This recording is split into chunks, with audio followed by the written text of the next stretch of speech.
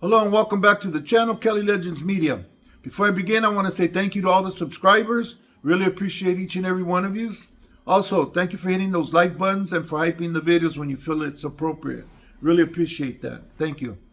Okay, so this video today is in no way to glorify prison life, going to prison, doing time, any of that. Okay.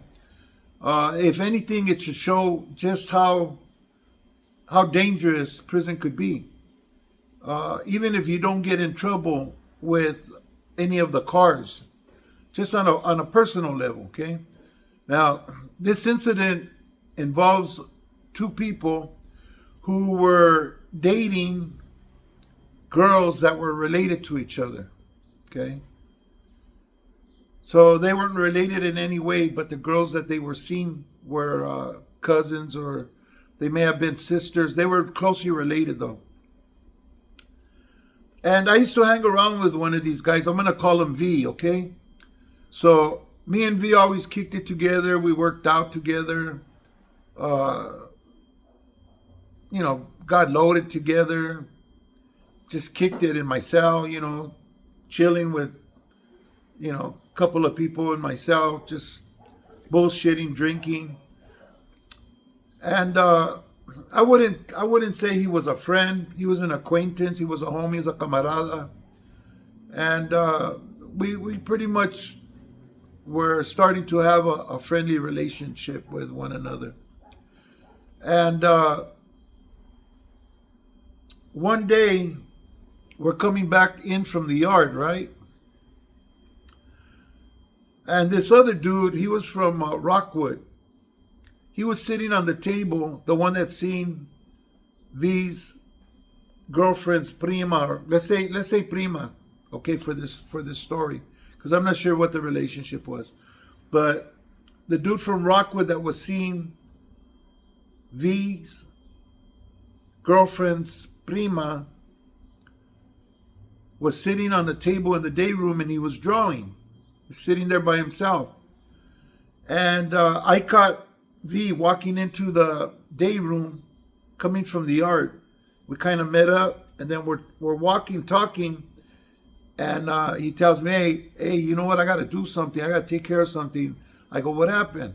He says, man, dude's talking shit to his old lady. His old lady's telling my old lady shit, and now he's put me in bad with her and messed up my whole cha-cha, right? So as he's telling me this, we're walking into the day room already, and he tells me, wait up. And I peel off, a little bit away from him. I see the dude from Rockwood drawing, right? But I didn't know this was going to happen. V just walked up to him and booked him in the neck, Dude jumped up from the table, put his hand on his neck and turned around and started to walk upstairs. All three of us lived upstairs. V lived on A side, I lived right in the middle, and the dude from Rockwood lived on the other end of the top tier, okay? So V lived to my left, dude from Rockwood lived to my right. Dude walks up the stairs and goes to his cell and flags the tower guard to open his door. He's standing in front of his cell, asking him to asking the tower guard to let him in, to crack his door, right? So he does it, he lets him in. He goes inside his cell. So I would say maybe like 3 minutes later is yard recall, okay? So at that time, everybody needs to get in their cells. Clear the day room, clear the yard. Everyone's put in their cells, okay? And then one of the SEALs will take a walk through the top and the bottom tier and look inside and make sure that everybody's, okay. there's 2 live inmates in each cell. And so they go by. Me and my Sally, we're just doing what we usually do. I didn't say nothing to my Sally about anything. He didn't even see it take place. It was real quiet. It was quiet. It was fast. And I don't know who else seen it go down. I know I did, but I'm sure others caught it.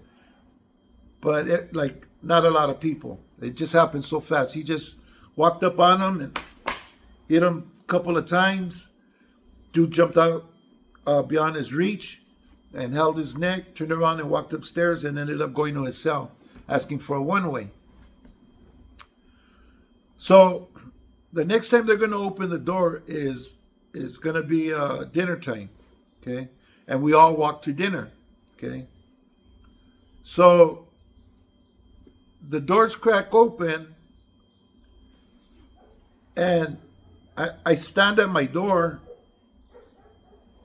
and I could see the dude from Rockwood coming at chingas, headed towards my cell, and V's coming to meet him, right? V passes my cell, goes down about maybe another cell down, and there's a shower there, upstairs shower, and they start booking each other. By then, both of these guys had time to go in, and what they do is, if you know you're going to get in a fight with weapons, you usually build yourself like some type of vest to cover the vital organs. Use magazines, books, tape, or tie it with a sheet, whatever you have to do to guard your heart, your liver, all the deadly shots, and then you put your clothes over them. So both of them were vested up, but when they met, they both had equal intention, man, and that was the best one-on-one fight. In fact, that was the only one-on-one that I seen go down. It was a personal thing that was happening between these guys, and it involved family, even though not their family. It involved their girlfriends' families, and I don't know if V got the okay to move on this dude or not. Nevertheless, it was already in motion. Whatever consequences were gonna follow would happen when they go to the hole. Once they get to the back, they'll find the guys in the back will find out why they're there, how it went down, and they'll make a decision whether or not something needs to be done. Whether it be a chequeada or one of them getting booked or whatever court will be held back there, and the consequences will be fulfilled in the back, whatever the decision is. But these dudes, man, got down for a long time, and me and my Sally, we stood in our cells. We stood in our cell, and they were getting down just a couple of cells back, a couple of cells away. Well, the guard in the tower pulled out Bertha, the block gun, right? And he's yelling, "Get down, get down!" And these dudes, man, are getting it. Shoes flying, spit, man, fucking chunks of hair. But they're tearing each other's asses up. And finally, the guard in the tower, he lets one go. Get down, get down. And they're still fighting. Now, two other SEALs come from downstairs up the stairwells. There's 2 stairwells to go upstairs. And you have one coming from my left, one coming from my right. And they approach where they're fighting, but they have spray in their hand, but they're not spraying. They're letting them get down, right? The tower again, get down. He lets another one go with Big Bertha, right? The block gun. So the COs start spraying, and I guess these guys prone out, right? And when I look in front of my cell, I could see a piece, a shank. It's about this long, this much of it's a handle, but it's about this long. And it's laying there in front of my door, right? I got two COs. They're getting V and dude from Rockwood, man, they're getting gaffled up. So I get a towel and I get down low in my cell and I throw the towel over the knife, right? And I start to pull it in and the towel uncovers it. I make another attempt and finally got it, and I was able to slide it into my cell. Now look, I didn't know if this was whose piece it was. I had no idea who it belonged to, but I was thinking I didn't want it to get lost, and I didn't want the COs to end up with it. You know what I mean? So I pulled it in my cell, and then clicked my door shut. And they walked out. V and the dude from Rockwood took him to medical. That's the first place they take you. They walk you across the yard if you could walk, and take you to medical.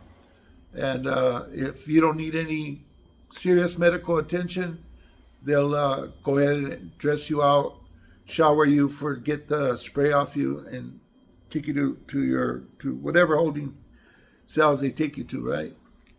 So that was the most vicious one-on-one that I seen. It's different when you send 2 people, 3 people to get one guy, but when it's one-on-one and both of them are fighting for their lives, basically, because those things were big. If they wouldn't have had those vests on, who knows what kind of injuries would have been sustained. But it's like that. In prison's a dangerous place. You might run into somebody that you have some deep-rooted anger with, and want to settle it, and you can, but there will be some sort of consequence because it's breaking one of the more serious rules. V ended up coming back to the yard. Maybe, I don't know what it was. Maybe it was 6 months later. He came back to the yard, and the dude from Rockwood, I guess they sent somewhere else. But yeah, anything could happen. Even if you don't have any enemies on the yard, you might look at this situation was over some girls, and there's not even women there in the prison. So it could be any little thing that you feel so much respected that you want to get that ass, and you can, it's not that you can't. Yeah, you can, but there's always some type of consequence. You might need to do some other cleanup or something, or I don't know how it is now, but back then that's the way it was. And this was I think this happened around 2004, maybe 2003, if I'm not mistaken. I seen that dude from Rockwood on down the street from King Taco one day, and I think he thinks that I was part of what happened. For one, I walked in with V, and because I was the one who pulled the piece off the tier, and it happened to be V's piece. I found out that it was his. So he probably thinks I was part of it, although I wasn't, And that's another thing, like when you get yourself involved with something like that, there could be consequences, My intention wasn't to help either one, but to keep the knife, the fierro for us, so we don't lose another weapon, and so that the COs don't find it and charge them, with it, with either one of them. So I didn't have no problem with the dude from Rockwood. We also spent time in his cell, kicking it, and in other words, I had no animosity towards either one of them. They were the same to me. Maybe I would have leaned a little bit more to V side, but anyways, shit like that happens all the time. And this is just one small little incident out of thousands and thousands of things that go on in prison. Prison's a very, very dangerous place, very deadly place, and shit goes down all the time. We don't hear about everything, but whatever does come up on the reports where people go to read the prison reports when they report an unaliving or an overdose or whatever, you get that information. But a lot of stuff gets held confidential, and we don't hear about it.